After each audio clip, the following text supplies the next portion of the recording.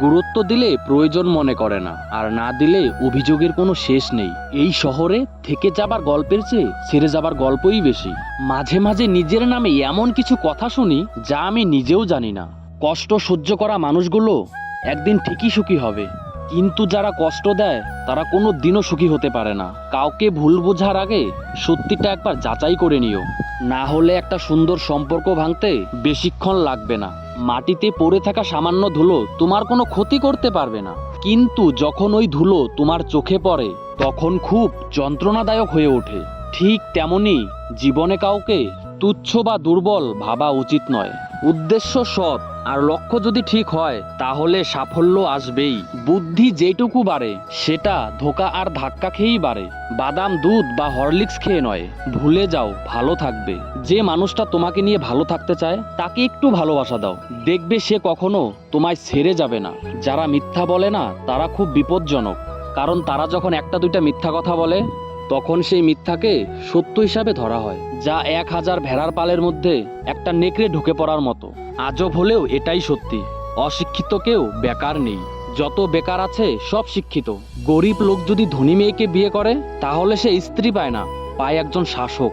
জীবনটা খুব কষ্টের কিন্তু কাউকে বোঝানো যায় না, মনটা খুব অসহায় কিন্তু কাউকে দেখানো যায় না। জীবনে অনেক কিছুই চাওয়া যায় কিন্তু পাওয়া যায় না। প্রিয় মানুষকে দেওয়া সবচেয়ে দামি উপহার হলো সময়, যা সবাই দিতে পারে না।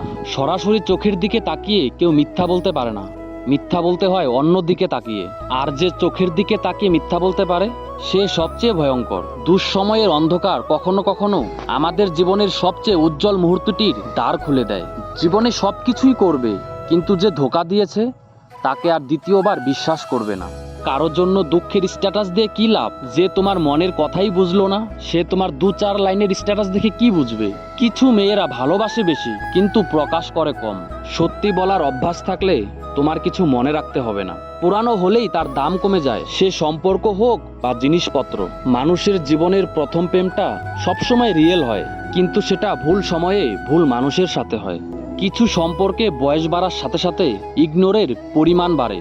প্রিয়জন পুরাতন লাগে, ভালোবাসাও কমতে থাকে, ব্যস্ততাও বাড়তে থাকে।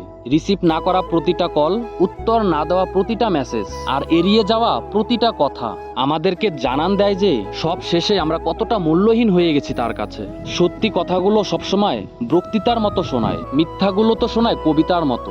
মধ্যবিত্ত পরিবারের মানুষগুলোই পৃথিবীর আসল রূপ দেখতে পায়। আপনি ভালো মানুষ হলেই যে সবাই আপনার সঙ্গে ভালো ব্যবহার করবে এমনটা আশা করা ঠিক নয়। মনে রাখবেন, আপনি নিরামিষভোজী হলেই কি কোনো ষাঁড় আপনাকে তাড়া করবে না? প্রেমটা বেকারদের সাথেই হয়, প্রতিষ্ঠিতরা তো জামাই ছাড়া কিছু নয়। মানুষের কথায় যখন যুক্তি থাকে না তখন মানুষ জোরে কথা বলে। অভাবে স্বভাব নষ্ট, অভাবে পড়লে ভালো মানুষও অসৎ হয়।